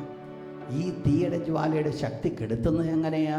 വായിച്ച എഫെസ്യ ലേഖനം 6-ാം അധ്യായം, Ephesians chapter 6 verse 16, 16-ാമത്തെ വാക്യം. എല്ലാറ്റിനും മീതെ ശത്രുവിന്റെ തീയമ്പുകളെ ഒക്കെയും കെടുത്തുവാൻ തക്കതായ. Praise God. അപ്പൊ ഈ ശത്രു തീയമ്പുകൾ എയ്യും. അതെൻ്റെ ജീവിതത്തിൽ തീയമ്പുകളായിട്ട് അടിക്കാതിരിക്കണമെങ്കിൽ എൻ്റെ കയ്യിൽ ഒരു പരിച വേണം. ഈ പരിച കൊണ്ടായിരിക്കും ആ തീയമ്പുകളെയെല്ലാം ഞാൻ ഒപ്പോസ് ചെയ്യുന്നത്. ആ തീയമ്പേതാ? വിശ്വാസം. ഇതാ അവരുടെ ജീവിതത്തിൽ സംഭവിച്ചത്. അവരുടെ തീയമ്പുകൾക്ക് എതിരായിട്ട് അവർ തടഞ്ഞു നിർത്തിയത് അവരുടെ ഫെയ്ത്ത് ഇൻ ഗാഡ്. എന്താ അവരുടെ വിശ്വാസം എന്ന് പറയുന്നത്? ഈ ദൈവം ഞങ്ങളെ വിടുവിക്കും. അവൻ വിടുവിക്കുവാൻ ശക്തനാ, ഞങ്ങളെ സഹായിപ്പാൻ ശക്തനാ, ഞങ്ങളെ രക്ഷിപ്പാൻ ശക്തനാ. ഇന്ന് രാത്രി ഞാൻ ചോദിക്കട്ടെ, ആ തീയെ മുൻപിൽ കാണുമ്പോൾ ഒന്ന് എതിർക്കാനായിട്ട് സാധിക്കുമോ? By faith. എന്താ വേണ്ടത്? ഒന്ന്, നമുക്ക് ദിവസം തീജ്വാല കൂട്ടുമ്പോൾ എൻ്റെയും നിങ്ങളുടെ നാവിൽ കൂടെ ഒരു വേർഡ് കടന്നു വരണം. രാജാവേ, ഞങ്ങൾ സേവിക്കുന്ന ദൈവത്തിന് ഞങ്ങളെ വിടുവിക്കുവാൻ കഴിയും. ഹോളി സ്പിരിറ്റ്, ഞങ്ങൾ സേവിക്കുന്ന ദൈവത്തിന് ഞങ്ങളെ വിടുവിപ്പാൻ കഴിയും. ഞങ്ങൾ ആരാധിക്കുന്ന ദൈവത്തിന് ഞങ്ങളെ വിടുവിപ്പാൻ കഴിയും.